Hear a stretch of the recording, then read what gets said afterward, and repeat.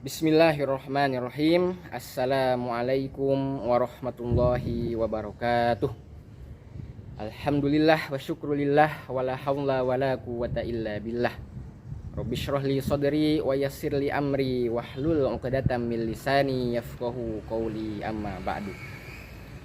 Yang terhormat Profesor Dr. Hajah Marhumah MPD selaku dosen pengampu mata kuliah kajian Al-Qur'an dan Hadis, izinkan pada kesempatan yang berbahagia ini saya Ari Asy'ari, mahasiswa S3 Pendidikan Agama Islam FITK UIN Sunan Kalijaga, untuk mempresentasikan hasil dari telaah buku yang berjudul The Narrative of Islamic Origins, yang mana buku ini ditulis oleh seorang orientalis non-muslim barat yang bernama Fred McGraw Donner. Ia menulis buku ini untuk merespon atau mengkritisi pemikiran orientalis lainnya yang bernama John Wansbrough secara khusus, dan mengkritisi pemikiran-pemikiran para kaum revisionis skeptis.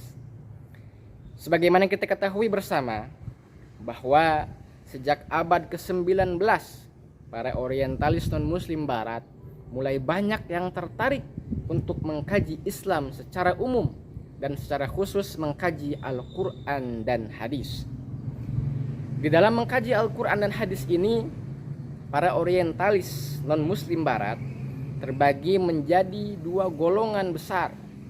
Yang pertama adalah kaum tradisionalis deskriptif, dan yang kedua kaum revisionis skeptis. Mereka mengkaji Al-Quran dan Hadis dengan menggunakan bermacam-macam pendekatan. Ada yang menggunakan pendekatan sejarah, pendekatan sosiologi, pendekatan filologi, dan lain sebagainya. Adapun golongan tradisional deskriptif, mereka mengkaji Al-Quran langsung dari sumber-sumber Islam itu sendiri. Mereka mengkaji Al-Quran dan Hadis, kemudian dikomparasikan dengan kitab-kitab yang dikarang oleh para intelektual muslim yang lainnya. Sementara kaum revisionis skeptis, mereka mengkaji Al-Quran dan Hadis, kemudian mereka mengkomparasikannya dengan bukti-bukti sejarah yang sejaman dengan Al-Quran dan Hadis tersebut. Sehingga pendekatan yang dilakukan oleh para kaum revisionis skeptis ini banyak menuai kontroversi, banyak menuai problem, yang akhirnya salah satu hasil karya dari para kaum revisionis skeptis inilah yang dikritik oleh Fred McGraw Donner. Teman-teman yang berbahagia, sebelum kita membahas lebih jauh tentang pemikiran Fred McGraw Donner tersebut, perlu juga saya sampaikan tentang siapa itu Fred McGraw Donner. Fred McGraw Donner merupakan seorang profesor berkebangsaan Amerika Serikat yang lahir kurang lebih tahun 1945. Kemudian dia melanjutkan pendidikan S1-nya di Princeton University. Setelah selesai S1, dia fokus mengkaji kajian ke Timur Tengahan di Lebanon. Kemudian setelah itu dia kembali mengambil program doktoralnya di University Princeton di Amerika Serikat. Adapun karya yang paling terkenal dari Fred McGraw Donner ini adalah sebuah buku yang berjudul Muhammad and the Believers, dan buku yang akan kita kaji yakni berjudul The Narrative of Islamic Origins. Selanjutnya, hal yang melatar belakangi Fred Donner di dalam menulis buku The Narrative of Islamic Origin ini ialah lahirnya dua buku yang ditulis oleh tokoh revisionis skeptis yakni John Wansbrough. Buku pertama yang berjudul Quranic Studies, Sources and Method of Scriptural Interpretation, dan yang kedua bukunya yang berjudul the sectarian milieu. Di dalam buku tersebut, John Wansbrough beranggapan bahwa Al-Quran, kitab suci kita, kitab suci umat muslim, tidak lahir di masa Rasulullah Shallallahu Alaihi Wasallam hidup di Mekah, melainkan lahir di kota Irak jauh setelah Rasulullah Shallallahu Alaihi Wasallam wafat. Bahkan beliau beranggapan bahwa Al-Quran muncul melalui perkembangan yang evolutif, berevolusi selama 2 abad atau 200 tahun lamanya. Pendapat inilah yang akhirnya nanti dipatahkan oleh Fred McGraw-Donner. Yang kedua, pendapat dari John Wansbrough, beliau beranggapan bahwa sejarah-sejarah Islam yang ditulis oleh ulama-ulama intelektual muslim pada zaman itu ditulisnya jauh setelah Rasulullah Shallallahu Alaihi Wasallam wafat. Sebagai contoh, kitab sejarah Islam yang ditulis oleh Ibnu Ishaq ditulis pada tahun 768 Masehi. Kata si John Wansbrough ini,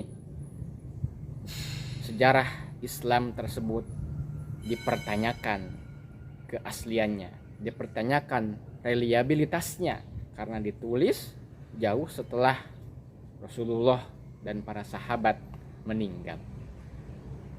Dua pendapat tersebutlah yang akhirnya memunculkan semangat dari Fred McGraw-Donner ini untuk mengkritisi pandangan-pandangan kaum revisionis skeptis. Nah, sehingga kita sebagai umat muslim sangat perlu untuk mempelajari pemikiran-pemikiran Fred McGraw-Donner ini. Karena apa? Yang pertama, Fred McGraw-Donner ini merupakan salah satu peneliti barat yang mampu mematahkan argumentasi-argumentasi yang dikeluarkan oleh para kaum orientalis yang mempunyai paradigma revisionis skeptis tersebut. Kemudian yang kedua, kritik-kritik yang disampaikan oleh Fred McGraw-Donner di dalam bukunya tersebut sangat mudah dipahami karena kritik-kritik yang beliau sampaikan, yang beliau kemukakan sangat masuk di akal, sangat mudah dipahami oleh logika. Kemudian Fred McGraw-Donner ini di dalam mengkaji Al-Quran dan hadis, beliau menggunakan pendekatan-pendekatan sejarah dengan menggunakan 4 pendekatan. Kemudian pendekatan yang dilakukan oleh Fred McGraw-Donner terhadap sejarah Islam awal, beliau menggunakan 4 pendekatan. Pendekatan pertama, beliau mengkaji Al-Quran dan hadis dengan pendekatan descriptive analysis. Beliau mengemukakan, mendeskripsikan hasil kajian terhadap Al-Quran dan hadis dalam bukunya tersebut. Kemudian langkah kedua, beliau menggunakan pendekatan critical source approach dengan mengkritik hadis atau Al-Quran tersebut. Kemudian dari hasil kritiknya tersebut beliau ungkapkan dengan logika-logika yang mudah dipahami. Yang ketiga, beliau menggunakan pendekatan critical traditional approach, menggunakan pendekatan-pendekatan yang juga dilakukan oleh ulama-ulama intelektual muslim di dalam mengkaji Al-Quran dan hadis. Kemudian dia komparasikan dengan pendekatan skeptical approach, yang mana di dalam bukunya The Narrative of Islamic Origin tersebut beliau mengkomparasikan antara Al-Quran dan hadis di dalam beberapa tema pembahasan. Di antaranya adalah sebagai berikut. Fred McGraw-Donner di dalam bukunya The Narrative of Islamic Origin mengkomparasikan hadis dan Al-Quran dalam tema-tema tertentu. Tema pertama, beliau mengkomparasikan hadis-hadis yang berkaitan dengan agama dan politik dia komparasikan dengan Al-Quran yang juga berbicara tentang agama dan politik.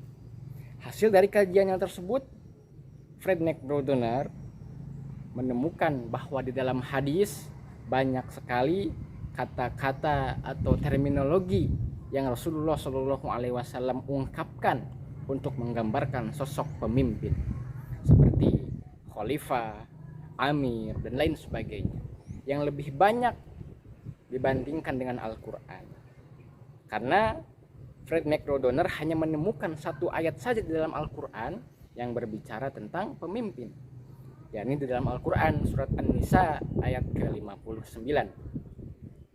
Sehingga menurut beliau Al-Quran hadir semasa Rasulullah Shallallahu Alaihi Wasallam hidup di Mekah, bukan lahir jauh setelah Rasulullah Shallallahu Alaihi Wasallam wafat, sebagaimana pandangan kaum revisionis skeptis.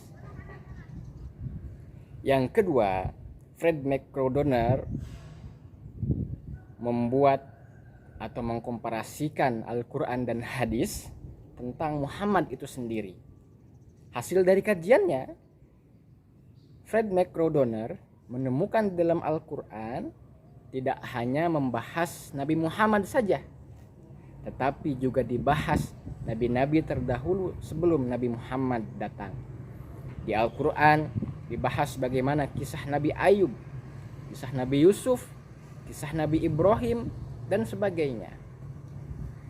Sedangkan di dalam banyak literatur hadis, Fred McDonough menemukan Muhammad adalah yang menjadi tokoh utama, subjek utama yang sering dibahas dalam hadis. Karena hadis merupakan perkataan Rasul, tingkah laku Rasul, dan seterusnya. Sehingga melalui komparasi yang kedua ini, Fred McDonough memperkuat gagasannya bahwa Al-Quran hadir di zaman Rasulullah Shallallahu Alaihi Wasallam masih hidup di kota Mekah. Selanjutnya, Fred McDonough juga mencari ayat-ayat Al-Quran dan hadis untuk dikomparasikan di dalam hal peribadahan, yang dalam hal ini adalah ibadah sholat. Jadi Fred McDonough banyak mencari ayat-ayat yang menjelaskan tentang sholat dalam Al-Quran, juga mengkaji hadis-hadis tentang sholat. Hasil dari kajiannya tersebut, Fred McDonough menuliskan di dalam bukunya The Narrative of Islamic Origins bahwa di dalam Al-Quran hanya ditemukan perintah untuk melaksanakan sholat saja. Beliau mencontohkan dalam hal ini bagaimana perintah untuk melaksanakan sholat Jumat. Nah, sementara di dalam hadis barulah dijelaskan tentang tata cara bagaimana pelaksanaan sholat Jumat tersebut. Rukunnya harus ada khutbah dan lain sebagainya. Sehingga di sini posisi dari hadis adalah menjelaskan apa yang sudah atau yang belum jelas di dalam Al-Quran. Sehingga pendapat ini memperkuat argumentasi dari Fred McDonough ini bahwa Al-Quran muncul sejaman dengan Rasulullah Shallallahu Alaihi Wasallam. Akhirnya kita dapat mengambil sebuah kesimpulan bahwa hasil dari kajian komparasi hadis dengan Al-Quran yang dikemukakan oleh Fred McDonough ini dapat mematahkan pandangan kaum revisionis skeptis tentang awal mula sejarah kemunculan Al-Quran, yang mana kaum revisionis skeptis beranggapan bahwa Al-Quran muncul setelah Nabi Muhammad wafat, dan munculnya bukan di kota Mekah melainkan di kota Irak, jauh setelah Rasulullah Shallallahu Alaihi Wasallam wafat. Dipatahkan oleh pandangan dari Fred McDonough ini dengan kajian-kajiannya yang tadi sudah saya sampaikan, bahwa Al-Quran muncul sejaman dengan Nabi kita Muhammad Sallallahu Alaihi Wasallam. Demikian yang dapat saya sampaikan, kurang lebihnya mohon maaf. Wassalamualaikum warahmatullahi wabarakatuh.